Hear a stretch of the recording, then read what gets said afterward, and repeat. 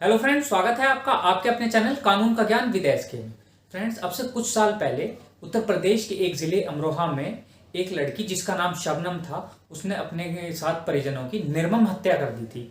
यानी कि उसने अपने घर वाले अपने प्रेमी के कहने में आकर कुल्हाड़ी से काट दिए थे, यानी कि कुल्हाड़ी से उनका मर्डर कर दिया था। और लेकर जिला न्यायालय से हाई कोर्ट सुप्रीम कोर्ट तक उसकी फांसी की जो सजा है वो बरकरार रही। तो फ्रेंड्स, तब ऐसे केस में कन्विक्ट के पास सिर्फ एक आखिरी रास्ता रह जाता है देश के राष्ट्रपति के पास पहुंचने का। तो आज मैं आपको बताता हूं कि राष्ट्रपति को कौन सा कानून पावर देता है ऐसी सजा माफ करने का या ऐसे मुकदमे की सुनवाई करने, जहां डिस्ट्रिक्ट कोर्ट से लेकर हाई कोर्ट सुप्रीम कोर्ट तक का भी फैसला सेम रहा हो। तो चलिए नजर डालते हैं आज के कंटेंट पर। सो फ्रेंड्स, अब बात करते हैं सबसे पहले तो मर्सी पिटीशन की, कि मर्सी पिटीशन क्या होती है, और उसके बाद में बात करेंगे कि राष्ट्रपति को कौन सा कानून पावर देता है सजा माफ करने का। तो चलिए पहले बात करते हैं मर्सी पिटीशन की, कि मर्सी पिटीशन क्या होती है।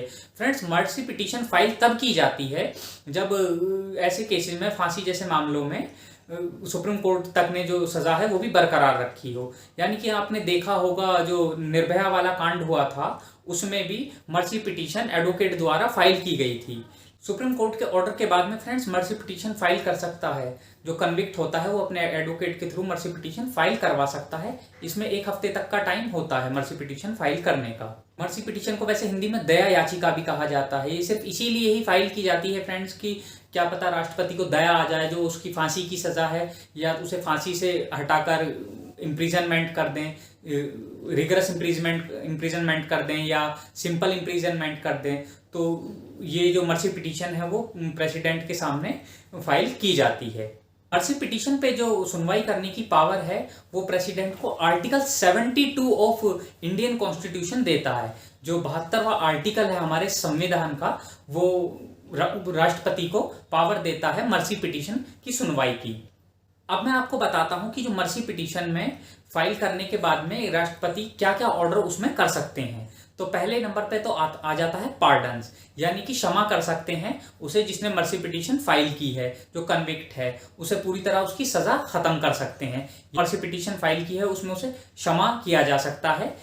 पहला तो हो गया पार्डन। दूसरे नंबर पे आ जाता है फ्रेंड्स रेमिशन। रेमिशन में सिर्फ और सिर्फ जो टाइम है उसका उसे कम कर सकते हैं। सपोज करते हैं जैसे किसी को 20 साल तक की सजा है और वो मर्सी पिटीशन फाइल करता है, तो उसमें प्रेसिडेंट को पावर है वो 10 उसकी सजा कम करके 10 साल कर सकते हैं। तो ये तो रेमिशन कहलाता है। थर्ड आ जाता है कम्यूटेशन। कम्यूटेशन का मतलब होता है फ्रेंड्स नेचर चेंज कर देना, यानी कि अगर उसे सजा दी हुई है कठोर उसकी कि रिगरस इम्प्रीजमेंट दे रखी है, तो उसे रिगरस की जगह वो उसे सिंपल इम्प्रीजमेंट में भी कन्वर्ट कर सकते हैं। उनके पास ये भी पावर है कम्यूट करने की।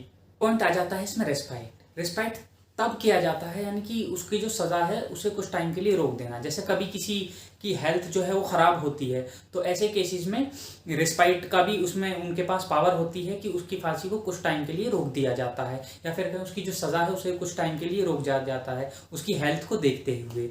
एक आ जाता है रिप्राइव की पावर। रिप्राइव की पावर तब लगाई जाती है फ्रेंड्स, या तब यूज होता है रिप्राइव कि जब जो राष्ट्रपति हैं उनके पास में टाइम की कमी होती है, या तो उनका कोई बाहरी दौरा होता है, उन्हें किसी चीज़ का दौरा करना होता है। तो ऐसे केसेस में अगर सुप्रीम कोर्ट का ऑर्डर आ जाता है कि इसे इस बंदे को इस टाइम में फांसी देनी है, और तब उन्हें लगता है कि इस टाइम में राष्ट्रपति अवेलेबल ही नहीं है, तो उसका जो टाइम है वो थोड़ा बहुत एक्सटेंड कर दिया जाता है, सिर्फ इस वजह से कि उस टाइम पे अवेलेबिलिटी नहीं है उसको सुनवाई की, जो उसने मर्सी पिटीशन फाइल की है।